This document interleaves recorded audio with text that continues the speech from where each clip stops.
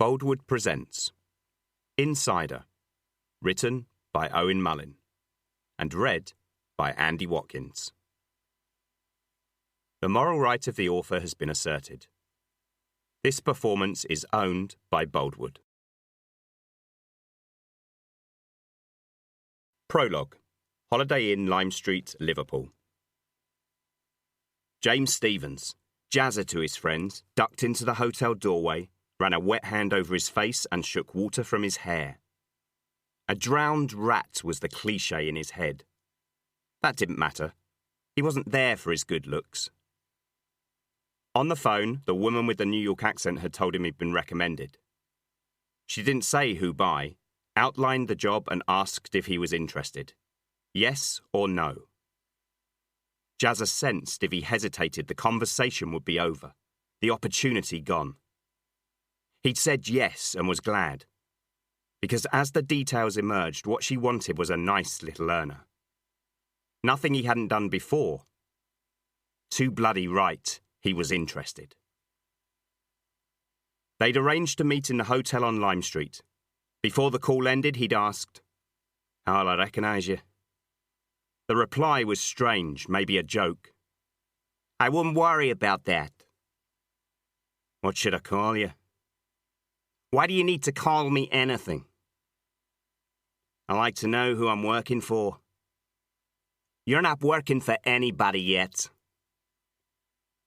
"Tell me your name." "It's Charlie." Jazzer clocked her immediately at a table near the back of the bar and understood why she'd been confident about being recognised. The bar wasn't busy, but if it had been, he would have still been able to pick her out. Mid-30s, long red hair, red lips and a full figure only a real man would take on. A 1950s movie star type, striking and challenging, even from a distance. They didn't shake hands. No small talk or would you like a drink malarkey. And Jazzer quickly realised two things. His wasn't the only name on her list, maybe not even her first choice. And the lady languidly crossing her legs was no ordinary female. The money she was offering was impressive, generous even. It soon became clear why. It wasn't just one job. She gave him an envelope, soiled at the edges as if it had been carried in a pocket, until she found the right person to give it to. "Any questions?" No questions." "You're straight about what's required?" "Absolutely." "Who you use and how many will be your decision. Don't be greedy. To make it work, we'll need a minimum of 3. Any less increases the risk." Jazzer knew a dozen guys who'd fit the bill. "We won't fuck it up." Her reply confirmed his assessment. "If I believed there was the slightest chance of that, I wouldn't be sitting here. A word of warning, these aren't boys you'll be going against. The plan's simple. Stick to it and it'll be all right. We won't talk again until London. I'll meet you at the flat the next morning with the rest of the money. Are we clear?" Jazzer weighed the envelope in his hands. Foolishly, he made a joke.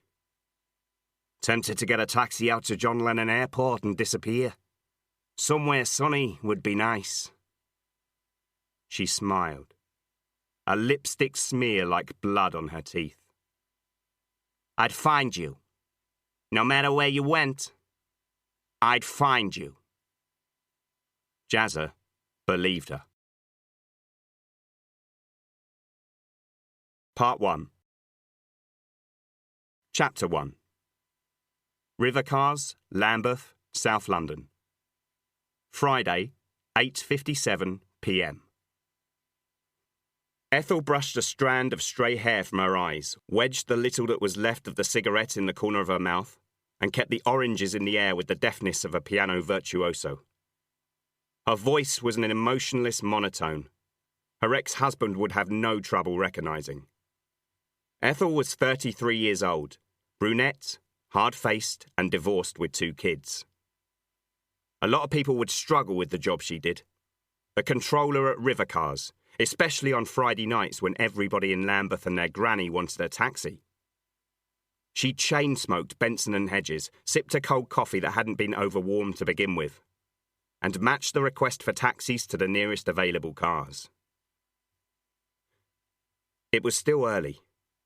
She was in a dull, yellow monstrosity of a porter cabin on an unlit piece of spare ground behind a Spar food store. 10 vehicles left by guys out on the road were parked on the uneven earth. When the shifts changed at 6 in the morning, they'd disappear. Others would take their place. She would go home and fall into bed. The taxi game was a 24/7 operation, drivers coming and going until the clubs and late-night pubs finally closed. Ethel wasn't alone. Winston, her boyfriend, an unemployed painter and decorator from Jamaica, who occasionally drove part-time for the firm, was with her, stretched out on a busted sofa, flicking through an old newspaper somebody had left behind. Ethel put a fresh cigarette in her mouth and lit it off the one between her fingers. Car for Victoria Mansions, South Lambeth Road going up west, who's nearest? A tinny voice replied through the static. I'll get it. Be there in 6 minutes. Winston looked up from his paper. Sort us an E, will you, love? Ethel ignored him. He tried again. Come on, sort us. She turned emotionless eyes on him. Got any money? 'Cause if you haven't, forget it. But... Yeah, that's what I thought. Ethel swore under her breath and brought her attention back to the phones. Winston was a freeloader, a loser she should never have got involved with. The reason he was here instead of with his pals in the pub was in 2 black bin bags at her feet. While she worked her arse off, his plan was to get out of his head for fuck all. But she'd had it with him. He was on his way out. Winston had been a drunken error made one night when she'd still believed every black man was a stud, a mistake she'd kept repeating even after he'd proved it was a myth. What did she need him for anyway? The job paid well. Great, actually. Ethel could afford the life she wanted. All she needed from a bloke was sex, and Winston was no Idris Elba in that department. Her voice bounced off the porter cabin walls. Car for Black Prince Road, any takers? Ronnie hurried along the pavement, one hand in his pocket, the other carrying a sports bag with Nike on the side. When he reached his destination, he left the street, ducked into the shadow of the cars parked on the waste ground and hunkered down in the darkness. Jazza had reckoned a couple, maybe 3 at the most. But a Scouser, especially one with a shooter, could handle 3 London lads any day of the week. No problem. Ronnie rubbed his fingers together, feeling the sweat on them, unzipped the sports bag, drew a balaclava over his head and ran to the porter cabin door. A flat female voice drifted outside. For a minute, he paused, listening, hearing nothing but a nasal drawl and male South London accents through the static. He threw the door back and charged in, levelling the gun at the people inside. The surprised man and woman raised their hands on a reflex.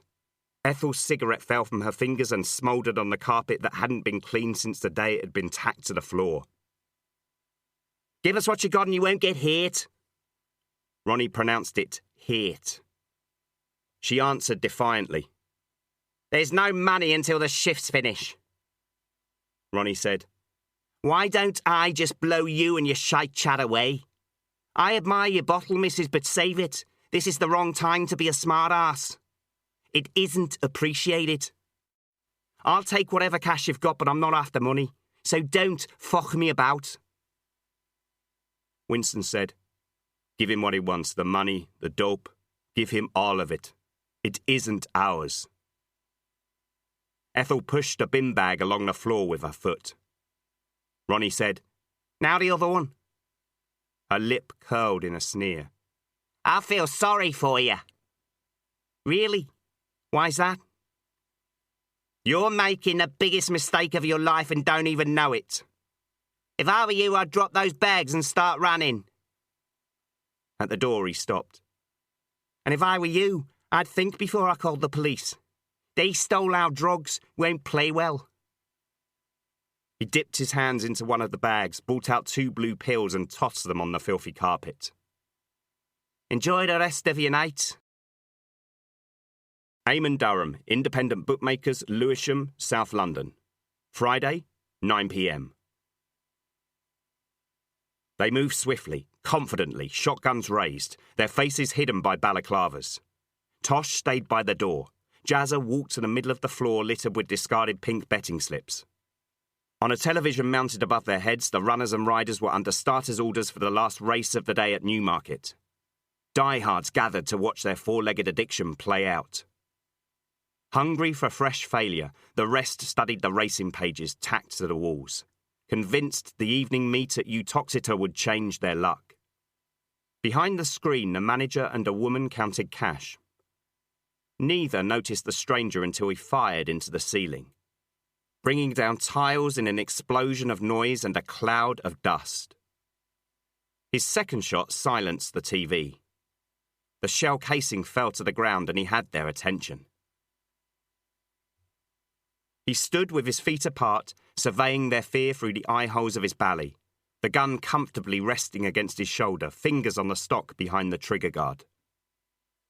His mate rotated his weapon in the general direction of everyone. Without the masks, they would have been alarming.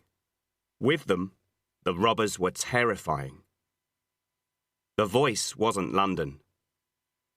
Hands in the air, it's a lovely night. Don't spoil it by being stupid, eh? He lobbed a canvas holdall over the perspex and trained the shotgun on the nearest cashier, a blonde, overweight woman in her 40s with a film of sweat on her top lip. Fill it up before Eamon gets here. Behind the bally, he chuckled at his joke. The manager took half a step forward, his face tight with anger. Do you idiots know what you're doing? Who you're ripping off? There is no Eamon. Never was. Fill the fucking thing and shut it. Not London. Liverpool. Listen, lads, this isn't wise. Told you to shut it, didn't I? The bullet shattered the screen of the payout window and blew a hole in the counter, sending formica and jagged shards of wood into the air. One barbed fragment, 7 inches long, pierced the manager's shoulder, passing through the flesh and out the other side. Instantly, his white shirt turned red. The woman saw it and fainted. Suddenly, it was going wrong. The guy at the door loaded a cartridge into the chamber and levelled the gun on the crowd underneath the shattered TV, more nervous than he'd been a minute ago. Hurry it up, Jazza. Let's get out of here. They'd seen Reservoir Dogs and agreed not to speak their names. Jazza was a mistake. Jazza shouted, "Give me the bag! Now!" The manager gripped his arm with his other hand. Lifting the holder was a non-starter. The thief reached over and grabbed it. Inside was filled with 5s and 10s and 20s, more money than he'd ever seen. He smiled. The plan had worked. They were going to get away with it. "Good doing business with you." The injured man was losing a lot of blood. His next stop would be accident and emergency. He gritted his teeth and screwed his eyes up against the pain. There was pity in them. "You bloody fools! Nobody steals from the family!" Jazza had the last word. Says who? Tell Luke Charlie was asking for him. Chapter 2. The steps to the basement flat in Moscow Road were worn smooth from a century's worth of wear. Weeds that would die in the summer heat sprouted between the stones. In his tiny room, George Ritchie picked the final chips off a plate and drained his mug. The tea had gone cold, but it didn't matter. He'd enjoyed it well enough. After almost 30 years in the South, the abiding memory, the thing he missed most about Newcastle, was a decent fish supper on a Friday night. In many respects, he wasn't so different from the young George who'd stepped off the train at King's Cross Station with the clothes on his back, £20 in his pocket, and a deserved reputation as a hard man. He remembered that morning well, scraps of paper blown along the platform by a cold wind at the beginning of another grey day in the north. His mother, clutching her heavy skirt beside Hannah, both pretending to be happy as they saw him away on his great adventure. Richie could still picture them, the old lady especially, waving a frail arm in the air until they were out of sight. He would never see her alive again. In close on 3 decades, apart from for her funeral, he'd been back less than half a dozen times. When Hannah's much-loved idiot son John Joe had insisted on following his uncle south and got himself killed, Richie's sister had cut him out of her life, severing the only remaining connection with what had been. George had warned him. John Joe wouldn't listen. Telling her that wouldn't bring her boy back to her or change her opinion of George. Newcastle was the past. London was home.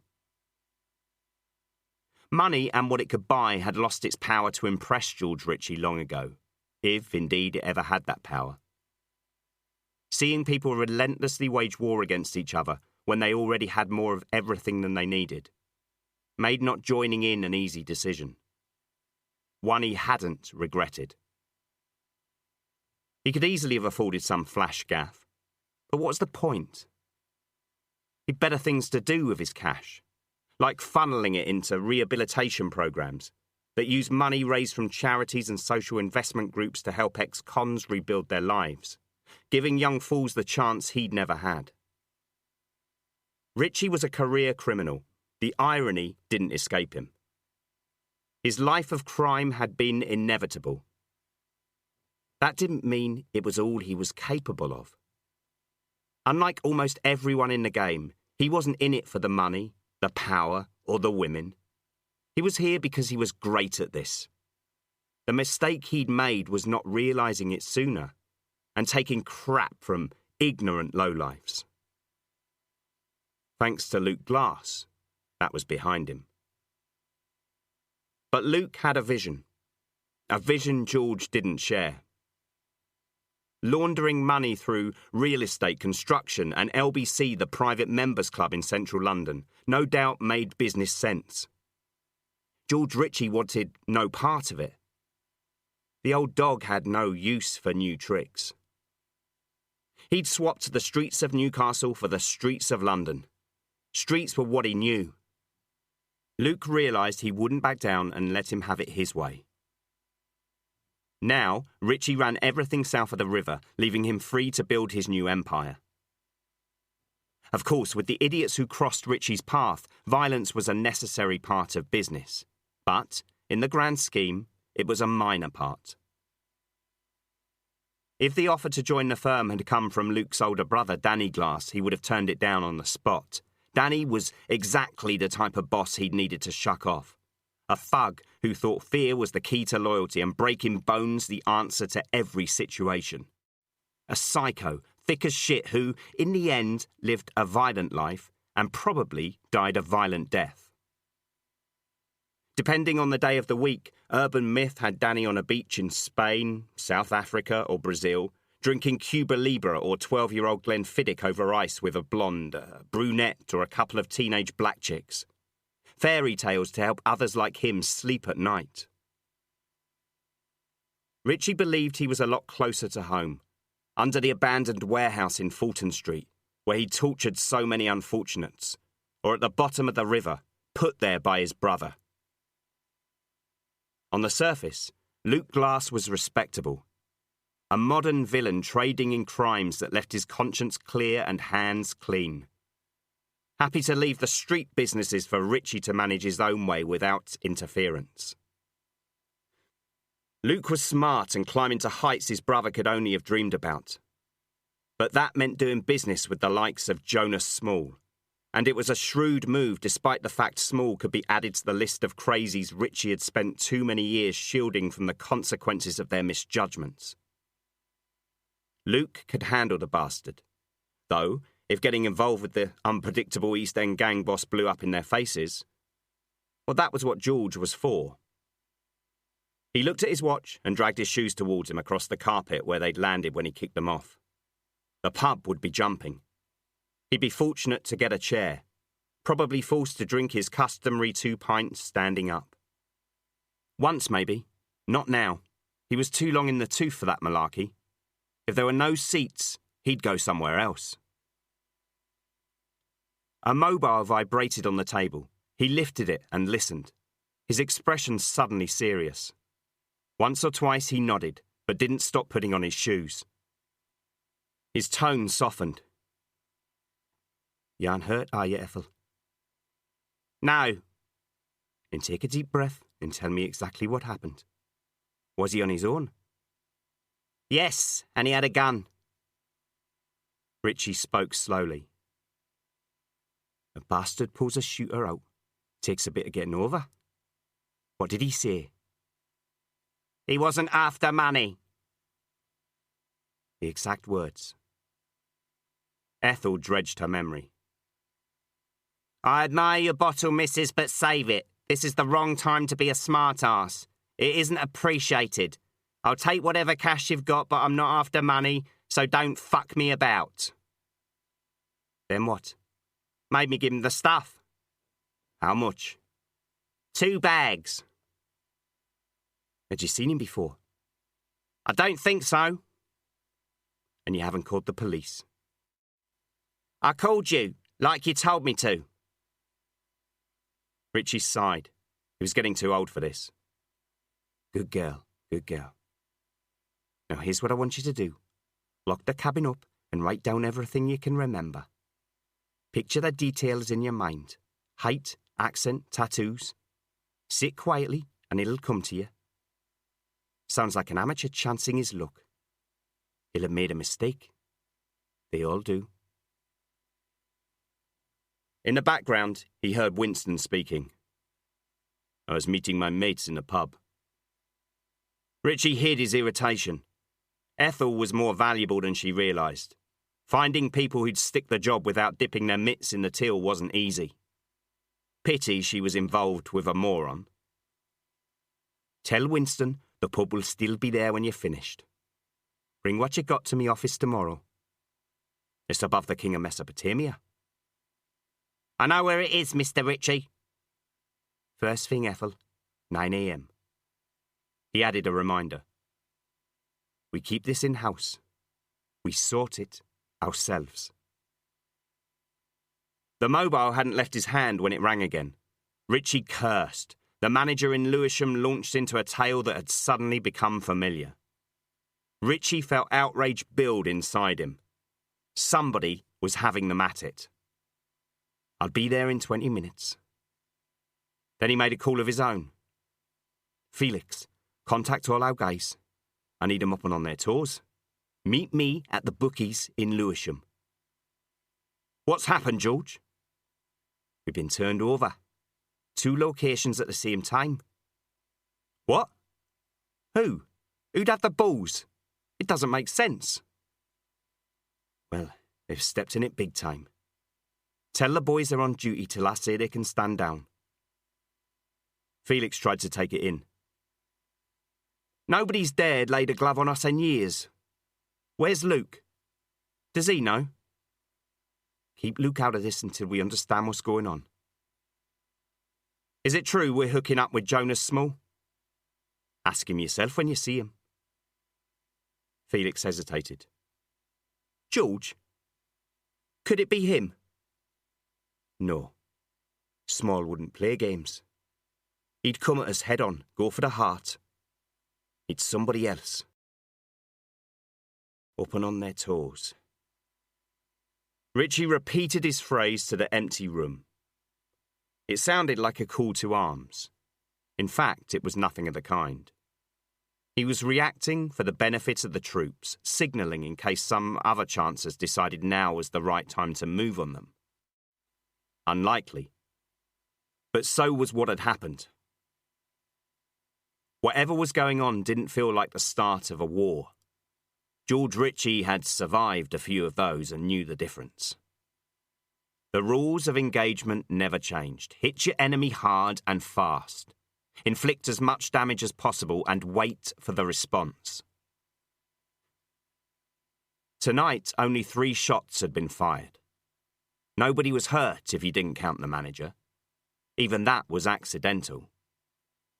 Some bastard wanted to get their attention.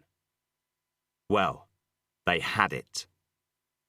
The next move was theirs, but the insult, for that was what it was, wouldn't go unanswered. Richie wouldn't tell Luke all of it.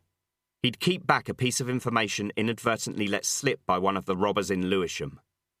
A name. Jazza. Jazza from Liverpool. He dialed a number and waited for his contact to answer. Richie said, "Eddie, long time. Got something for you if you're interested. Right up your street, I'm thinking. Nothing complicated, already have a name. Need a face to pin it on." Chapter 3. LBC, Margaret Street, Central London. Saturday, 1:30 a.m. The VIP party swept from the limo through the paparazzi on the pavement outside the club. Shouts for the star to smile were ignored. Alondra Costanza Melosa Vasquez, better known as Vicky Messina, was in a particularly prickly mood. The third of 5 sellout concerts at the O2 Arena hadn't gone well. Problems with the sound in the middle of one of her many show-stopping numbers had embarrassed her, and she was fuming. And when the boss wasn't happy, everybody heard about it. Tomorrow, an engineer would be looking for a new job. The diva was a perfectionist, at least where other people were concerned.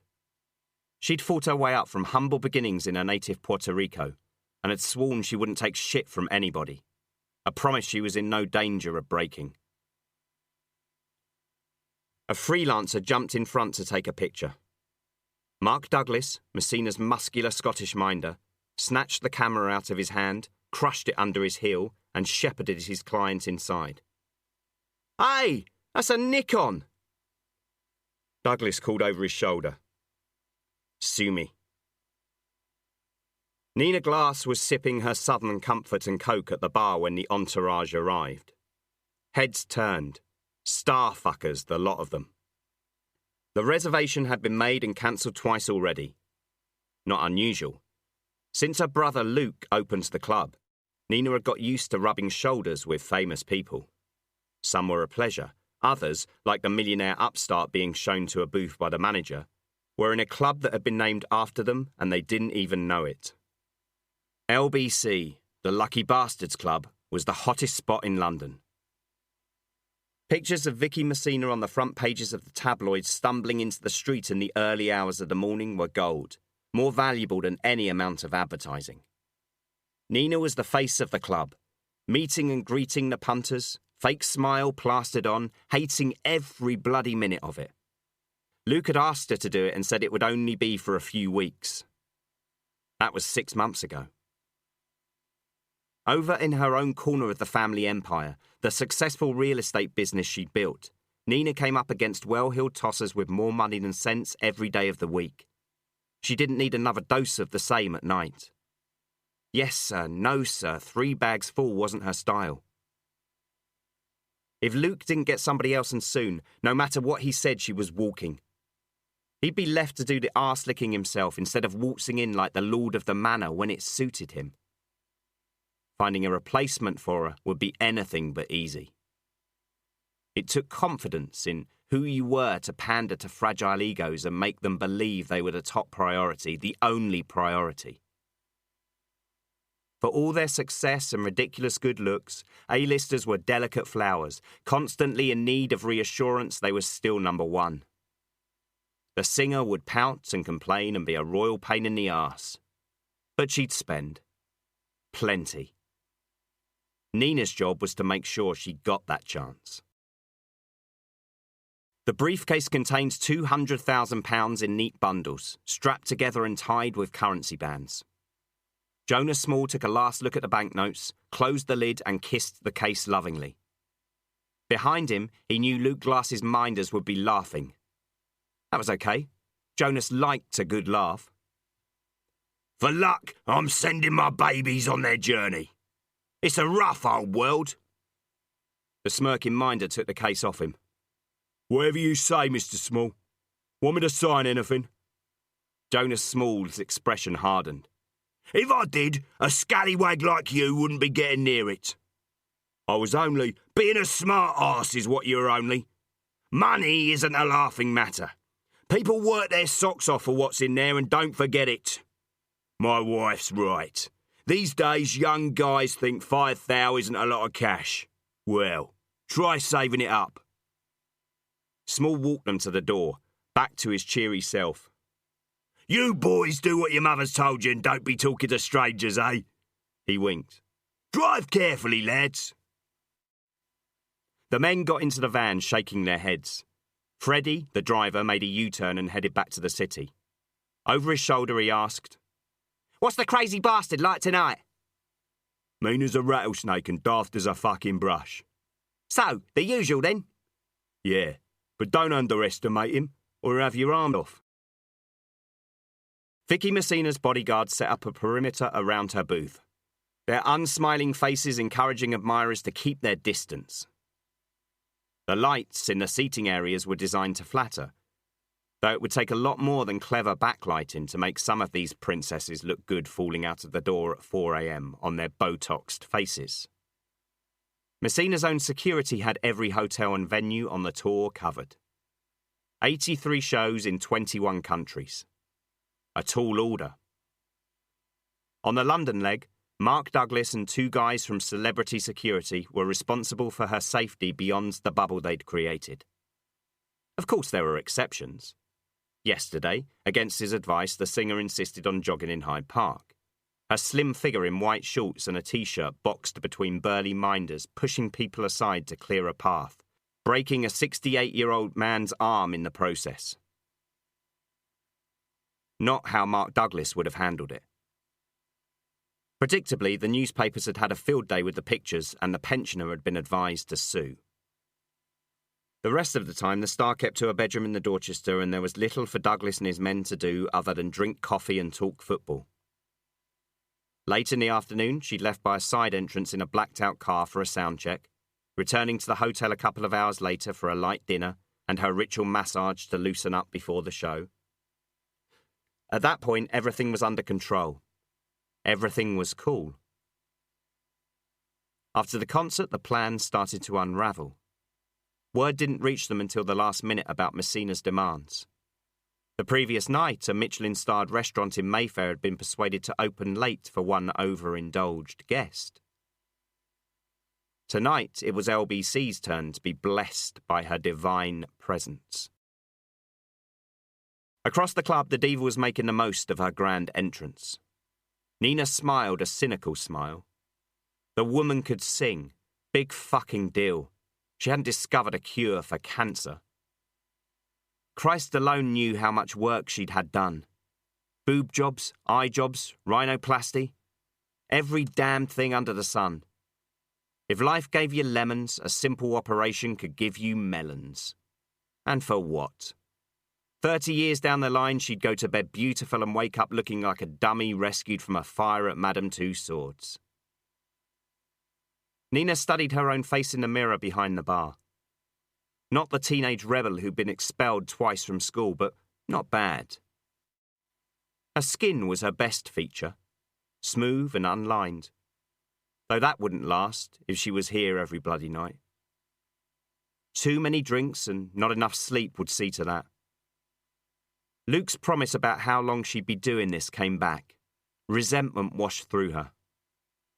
She emptied her Southern Comfort and snapped her fingers for a refill at the Latin guy juggling a cocktail shaker who thought he was Tom Cruise. Nina saw Mark Douglas come into water and felt her nipples stiffen against her silk blouse. Whatever he wanted, the answer was yes. Douglas flashed his ID and introduced himself.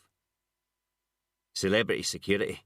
I need to check the exits, but the manager seems to have disappeared. Any idea where I can find him? Nina sipped her drink and made him wait. No. Can you okay it? She tilted her head. What's in it for me? Douglas played the game. The satisfaction of helping a guy do his job. Did you have something else in mind? Nina.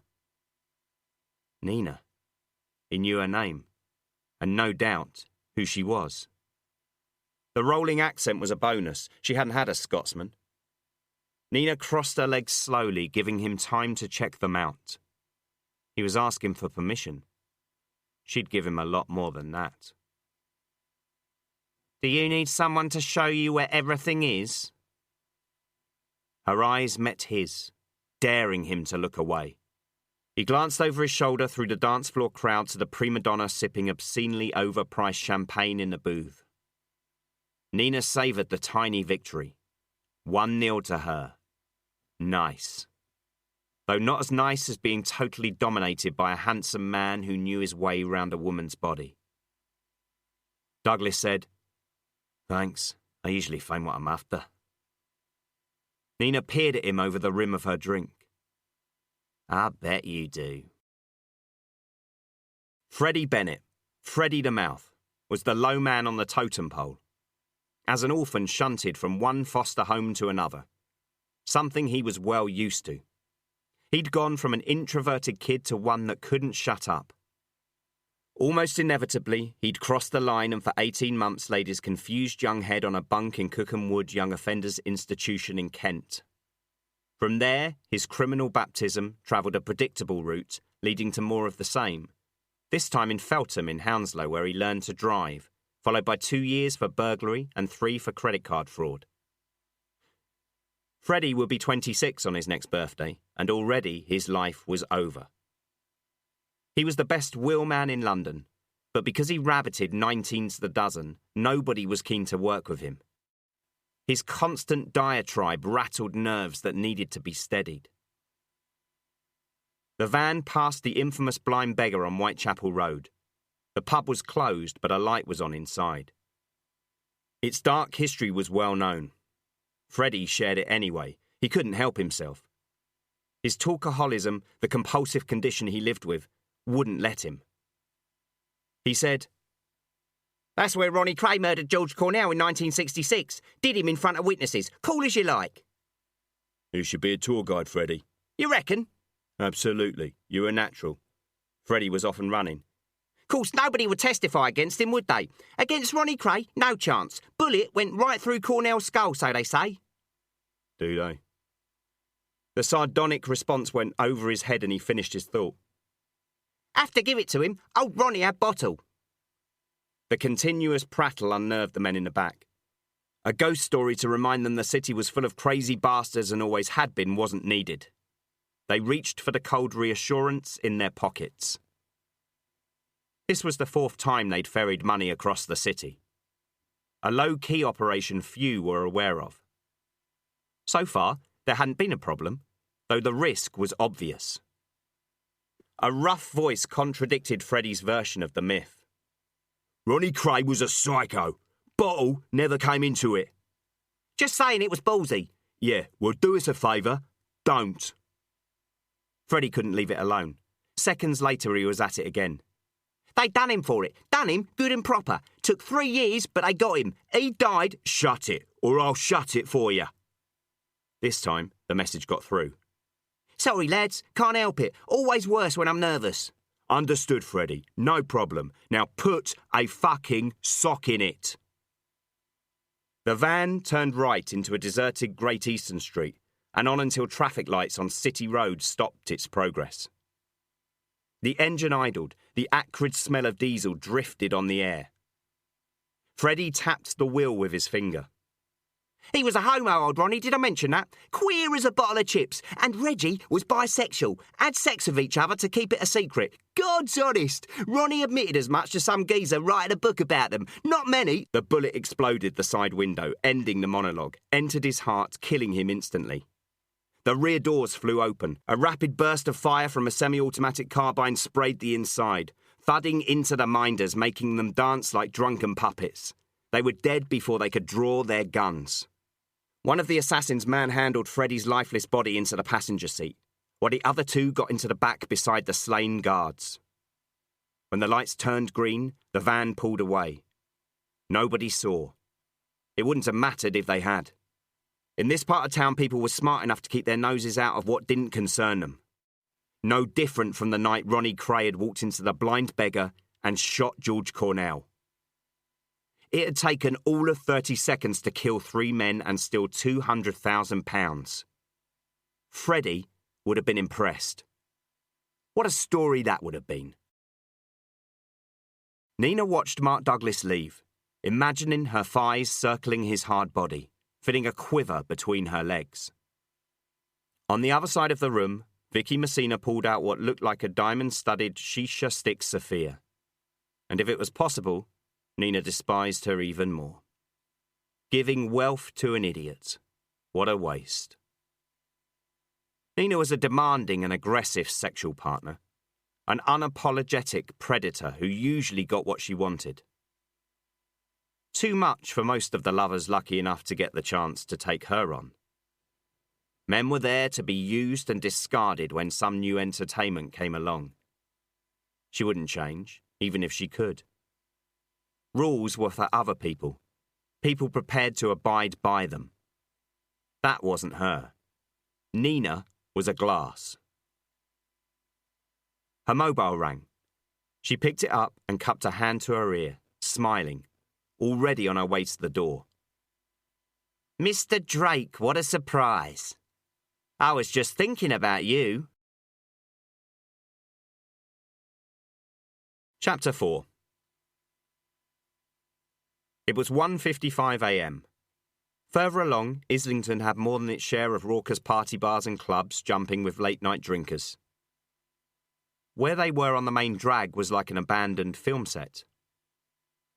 They kept to the speed limit. With 3 dead men in the van, attracting unwanted attention wasn't wise. In 20 minutes, they'd seen 2 black cabs, a Renault with no lights on travelling in the other direction, and an old woman, probably homeless and hungry, rummaging in a bin. Others would rouse themselves from the shadows and join her. The underworld of pimps and prostitutes, sellers and pushers, addicts and alcoholics, who hid in the day and lived by night while the rest of London slept. The late Freddie the Mouth was propped in the passenger seat, blood pooling under him from the fatal wound in his chest. It had taken death to silence Freddie. For once, he had nothing to say. Neither did anybody else. The men crouched in the back, focused on where they were going and what they would do when they got there. At Lloyd's Bank on Gray's Inn Road, a police car with 2 uniforms was parked on the opposite side of the street. As they passed, the van driver watched for the telltale puff of exhaust smoke in his mirror that would mean they had a problem. The plan depended on nothing unexpected getting in the way. There was no legislating for being tugged at 2 o'clock in the morning by a couple of bored constables. It would end badly for the coppers, no doubts about that. But dead policemen were an unnecessary complication, a complication with repercussions. The force looked after its own. The case would never be closed and, if need be, they'd be hounded for the rest of their lives. When the neo-Gothic architecture of St Pancras was behind them, the driver put his foot to the accelerator and raced along Euston Road. At the end, he turned left into Great Portland Street and relaxed for the first time since they'd spotted the police car. "Nearly there," he said, as much to himself as anyone else. A sentiment his colleagues understood. Turning his head so his face wouldn't be caught on the CCTV camera trained on the street. His accomplices pulled on their masks and crouched, tensed and ready, gripping the heavy handles of machetes. Down the lane behind the club, a shaft of amber from the basement cut the darkness. In it, 2 security guards waited for the van to roll to a stop, eyes on the main road in case uninvited guests decided to join the party. None did. They banged twice on the side of the van and stepped back. A nod passed between them. The cash was here. Everything was okay. And in that reassuring moment, their concentration slipped. Just for a second. 3 at most. But the difference, as they were about to discover, between living or dying. The back doors flew open. Machete blades, thick and sharp, designed to cause maximum hurt, glinted in the light. The first blow landed on a neck, releasing a red gusher that arced in the air and landed on the dull plaster wall in a crimson spray. The second effortlessly separated fingers from a hand. The third hacked a leg that would never walk again. The minders hardly had time to register the pain. No time to draw their guns. A second, 3 at most. The difference between living or dying. The club's security guard's teeth were even and white, his arrogant eyes heavy with marijuana. He probably imagined he could handle himself because of the endless hours he spent at the gym. It took a lot more than that. Weights didn't fight back. But it was a nice idea if you were him. His hair was short and dark and slicked with gel. Over a black t-shirt, the jacket bulged slightly on his left-hand side. Hiring this one had been a poor decision. Douglas suspected the sister he'd just spoken to was responsible. Looking good in a t-shirt could have swung it. The bouncer hadn't let his pock-marked skin give him an inferiority complex. Confidence and indifference oozed from him in equal measure. Mark Douglas recognised the type. He'd met scores like him. Ace at standing around playing the tough guy. No damned use when it mattered. Douglas flashed his ID and breezed through, his footsteps echoing in the dusty stairwell, the pulsing R&B groove of Khalid fading behind him. Halfway down he heard a cry and saw a security guard rush towards it. Douglas didn't hesitate. He ran back the way he'd come, talking low and urgently into his mic. "Trouble at the back door, secure the client." The guy with the marked face stared but didn't react. Douglas reached inside his pocket and relieved him of his weapon. "We've got a situation. Get your men, now." Douglas edged down the stairs, holding the unfamiliar gun in both hands. It didn't take a trained eye to realise the guard on the concrete floor was beyond help. Out in the lane, a second guard lay still. Voices drifted from an inner door. Douglas couldn't make out what was said over the relentless pounding from the club upstairs. Difficult to believe people were dancing, drinking, playing footsie under tables, totally unaware of what was happening yards away. A female screamed, a man laughed, and Douglas looked around the frame. In the middle of the room, a guy in a mask held the blade of a machete to a terrified woman's neck. A thin red line trickled down the pale skin of her throat and disappeared into her blouse. Ending her life would be easy, a flick of the wrist, no more. His mate kneeled in front of the safe. Mark Douglas's famous client wasn't in danger. Through sheer bad luck for the thieves, he'd stumbled on a robbery. He pressed his shoulders against the wall, counted to 3 and stepped into the room. Until he said, hands up or I shoot," nobody had known he was there. The guy on his knees stopped what he was doing and looked round. His friend was unfazed, understanding the advantage he had, and stayed where he was. Douglas spoke again. "Get your hands in the air." The machete tightened against the woman's flesh. The blood flow quickened and she shuddered. Her captor pulled her closer to him. "Dunno who the fuck you are, friend, but if you've got even half a brain, this is the time to use it. You've no idea who you're messing with. Put the gun down and walk over to the corner." "Not happening." "Then this is down to you." The blade bit deeper. The helpless woman started to cry. Please, I don't want to die. I only work here." Listening to that, she doesn't want to die. Douglas trained the gun on him. "Question I'm asking myself is how you feel about it, given that second after you kill her, I'll kill you." Footsteps would mean the club's security was arriving. There was only silence. Machete Man said, "All right, you made your point. Good for you. Now get away from the door, or I slit her throat.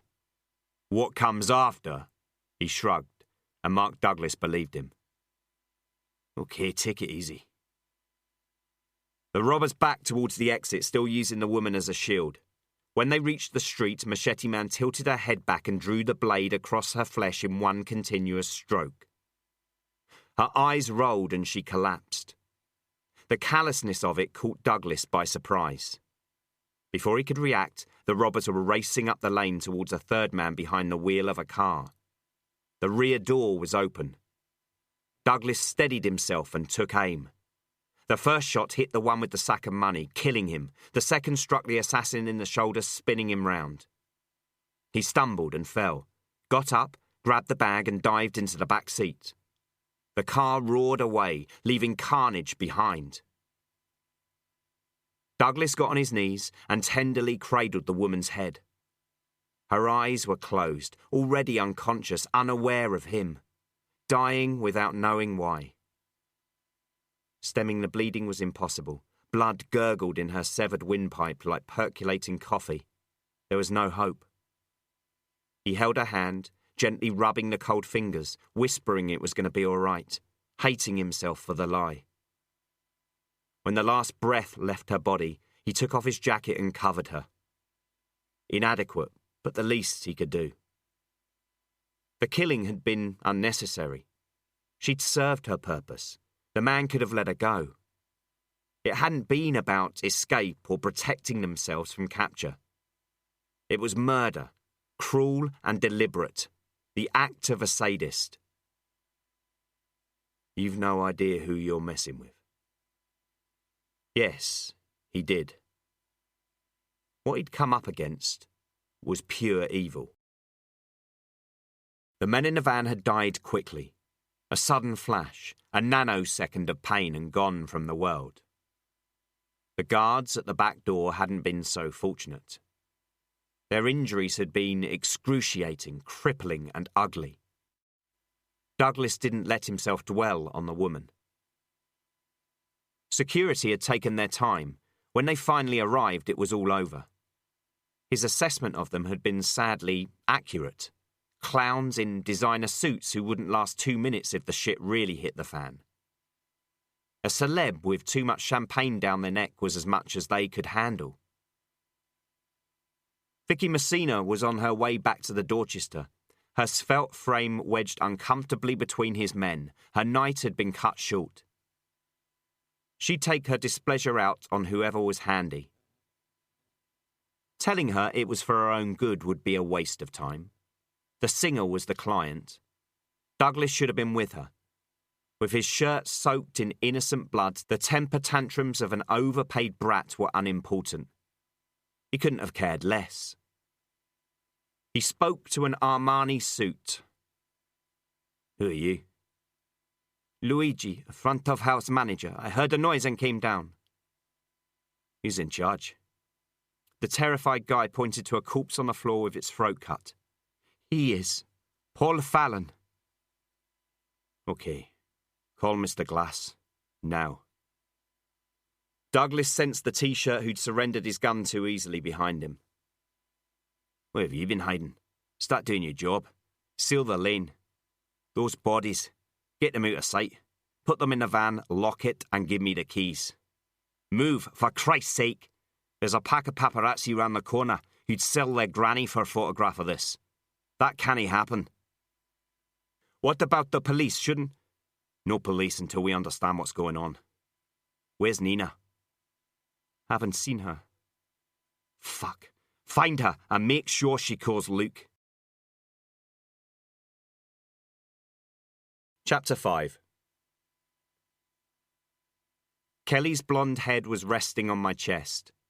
One lean leg draped over me in post-coital togetherness, when my mobile vibrated on the bedside cabinet. She rolled away and covered her beautiful breasts to punish me, sighing an exaggerated sigh. She wasn't happy. And she wasn't the kind of girl to keep something as important as that to herself. I'd promised a night without interruptions. No phone calls, no meetings, no I have to stop off for a minute diversions. A romantic evening, just the two of us. Until now, I'd been as good as my word. The restaurant in Mayfair had cost an arm and a leg. If there was a difference between what it served and the lasagna we could have had in Clapham at a quarter of the price, it escaped me. But Kelly liked the idea of going up west, and it was only money. These days, not something I was short of. She mouthed, "Tell them to go to hell." I would have obliged, except the manager of LBC, Luigi Giordano, was blowing like he'd run to Marble Arch and back again. His broken accent didn't help me understand. "We've got the problem, boss, and need you here." "What kind of problem?" "Better don't talk on the phone." I was out of bed and on my feet. Cryptic conversations in pidgin English irritated me. "Damn it, Luigi, what's wrong?" If it was hard to say, it was even harder to listen to. He struggled to get the words out. We've been attacked." "How bad?" Most of what he told me didn't register. Our men were down. Bodies and bullets and blood. Lots of blood. Guns and knives and something about a woman who'd worked in the office whose name I'd forgotten. Luigi Giordano was from Sicily. Mafia country. As a boy, he'd witnessed violence, but not like this. He was in shock and couldn't tell a story if his life depended on it. Maybe it did. His track record at some of the top hotels in London was impressive. I'd hired him for his front-of-house skills. This wasn't his territory. Paul Fallon was head of security. Why was I talking to a freaked-out Sicilian? I forced myself to calm down. Luigi was hysterical enough for both of us. "Put Paul on." "Paul's dead, boss." Icy tendrils snaked around my heart and squeezed. "The briefcase. Did they take the briefcase?" His answer crystallized any details I'd missed. "What, the briefcase? No briefcase." "Then give me Nina." "We can't find her. Mark said..." "Mark? Who the hell is Mark?" "I don't know. He's here with some celebrity. He stopped them." 5 minutes away from the place and the roof had caved in. Kelly could be as pissed off with me as she liked. This was more important. I said, "I'm on my way," and headed for the door. George Ritchie was old school. 21st century crime, spreadsheets and wire transfers and not getting his hands dirty sat badly with him. His wheelhouse, what he did better than anybody, was run the street scams I'd been distancing myself from since taking over Danny's operation. Nice earners, for sure. But drugs and girls, knocked off cigarettes and booze weren't where I saw myself 10 years down the line. Glass houses, Nina's estate agency, the construction company I'd started, and LBC in central London were the future. Businesses with potential. Real potential. The kind of money you could spend without worrying about getting caught. From what I'd heard, tonight we were in George country. He answered right away. At this time of the night, it should have made me suspicious. I missed it. "Meet me at the club. Now." He didn't ask why. He didn't ask anything. He said, "I'm on my way," and hung up.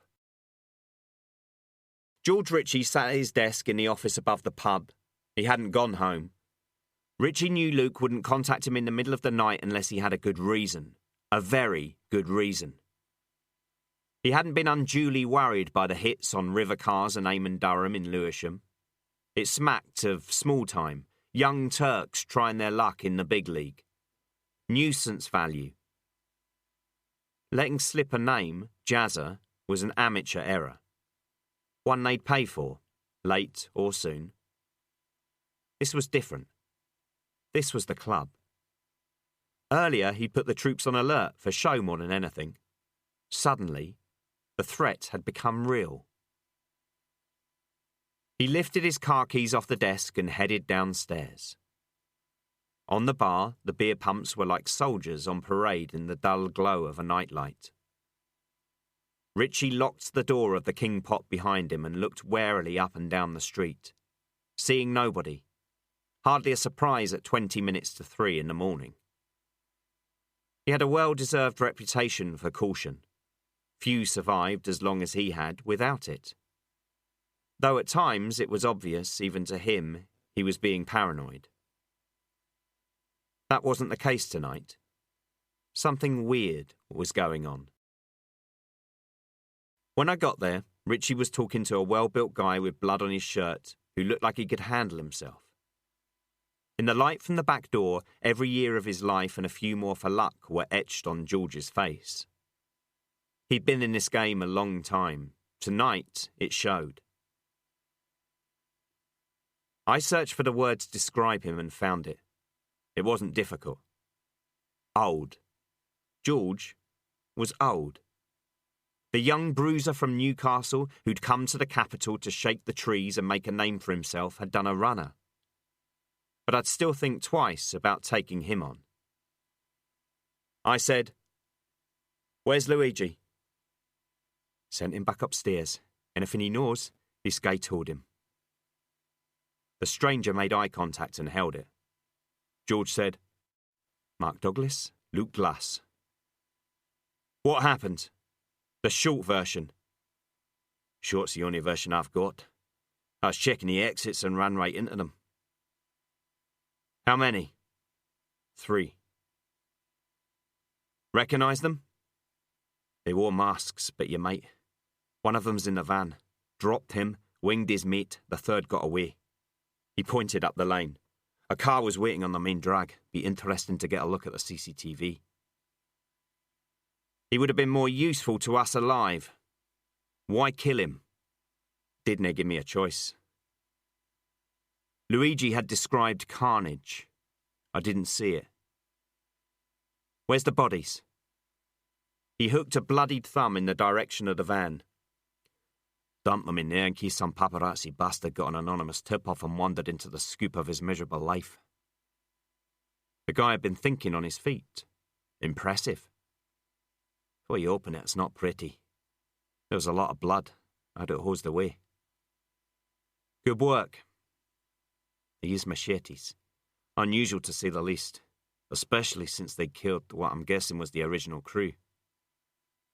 "And you know that how?" "There were no gunshots, which means they were already dead when they got here, which also means machetes weren't some random pick. They had guns and didn't use them. What's that say?" "You doing fine on your own?" "Okay. 2 things jump out. The attackers intended to do damage. The guy who killed the woman did it to prove he could, not the MO of ordinary villains, and I believe the safe was secondary. That makes the van the key. I don't know your routine, but I'm guessing armed security guards sitting at the back door in a vehicle isn't a part of it. So why the van?" Mark Douglas was sharp. I wouldn't be telling him about the briefcase full of Jonas Small's money. I opened the van doors. He hadn't exaggerated. I'd seen worse, but couldn't recall when.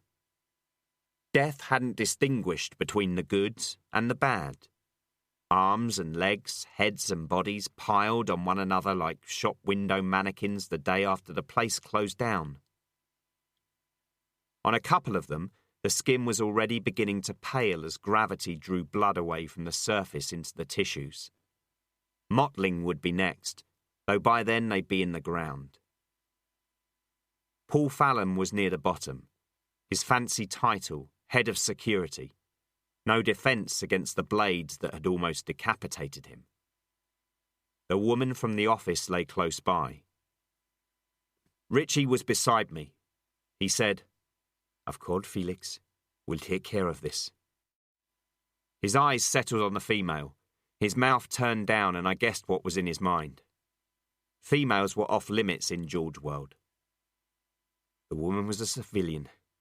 Did she have a family? From nowhere it came to me. Rose. Her name was Rose. He repeated his question. Did she have anybody? No idea. If she had, squared 'em up. Mark Douglas pointed. That's him. That's the guy. The assassin was a stranger. Richie closed the van. We'd seen all there was to see. What about Nina? George reassured me. On it. Somebody'll know where she is. Mark Douglas overheard. We were talking a couple of minutes before it kicked off. I'm pretty sure Nina wasn't involved. Talking where? In the bar. You said there was a car waiting. Is it possible they took her? Douglas thought about his reply. But the press at the front door, it would be difficult. Richie had the keys of the van in his hand, anxious to get moving. He edged away from Mark Douglas. There was more. Didn't call you earlier because there was nothing to say. Nothing to say about what? This isn't the first attack. We were hit earlier tonight. Twice. Twice? Christ's sake, George. What the fuck's going on? His hand was on my shoulder, his voice almost a whisper. Nothing like this. Completely different. For a start, nobody was hurt. Where? Lambeth and Lewisham, River Cars and Eamon Durham. Any other surprises, or is that it? It's under control. I checked my watch. The club's closing in an hour. Until then? Until then, it's business as usual. Business as usual. Who was I kidding? Kelly's notion of uninterrupted time together was in the bin. Agreeing to it had been a mistake I wouldn't be making again. LBC was the single most significant investment I'd ever made or probably ever would make. More money than I wanted to think about.